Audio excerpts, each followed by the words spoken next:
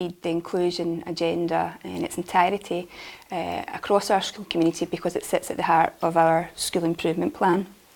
Our inclusive approach is specified in our school vision, and indeed one of our core values here at Kilwinning is the value of included, and alongside that belonging. So it underpins everything that we try and do within the school.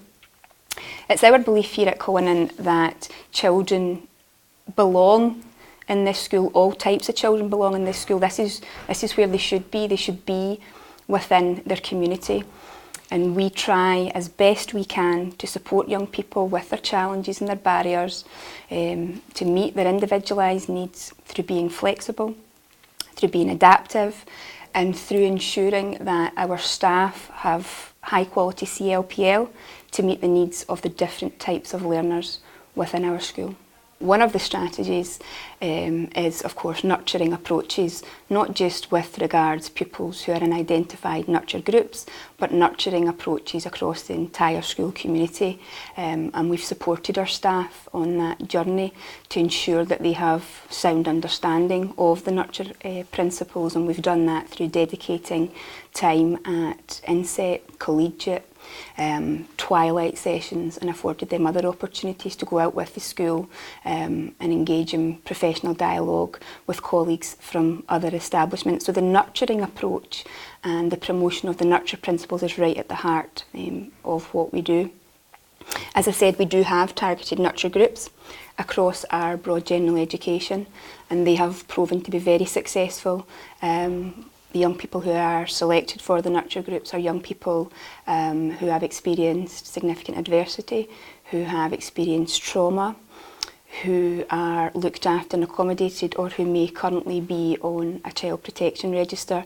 And that intensive, enhanced, universal level of support which we give to them has paid dividends. We've actually recently just completed our Boxall profiling, and the progress is really quite overwhelming.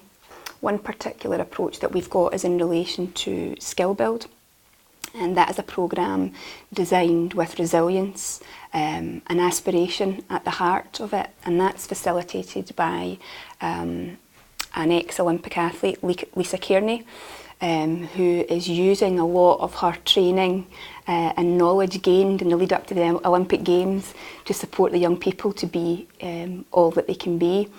And that approach derived as a consequence of young people self-assessing where they were at emotionally, particularly in relation to isolation, friendships, feelings of self-worth, how they view themselves as a learner.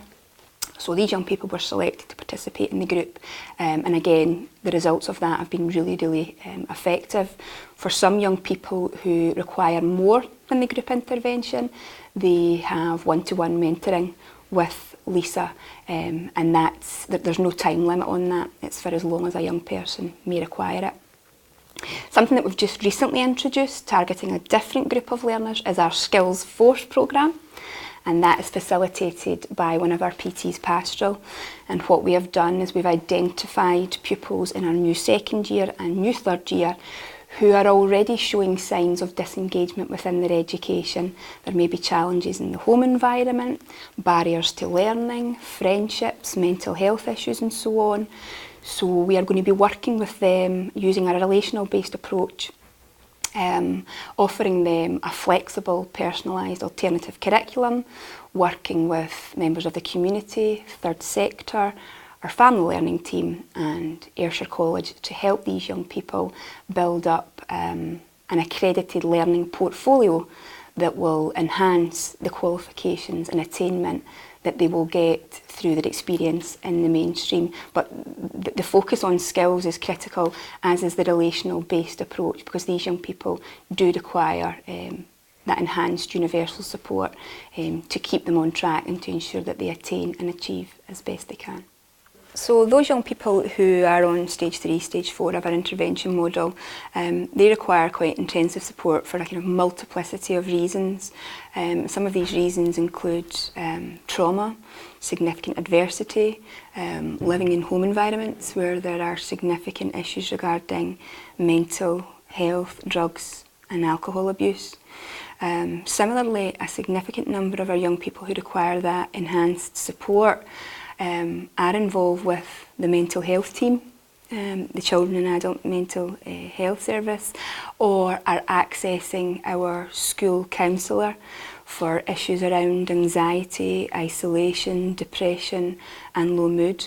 So there are a lot of barriers there that we have to make sure that we're overcoming, and we continue to ensure that we're meeting the needs of those particular groups of young people through sharing regular information with our staff, through providing opportunities for staff training, for collaboration, through learning observations and learning trios moving forward, and through really strong partnership working with our educational psychologist who supports us in a very, very positive way to support staff to apply new strategies and approaches when working with those identified groups of children.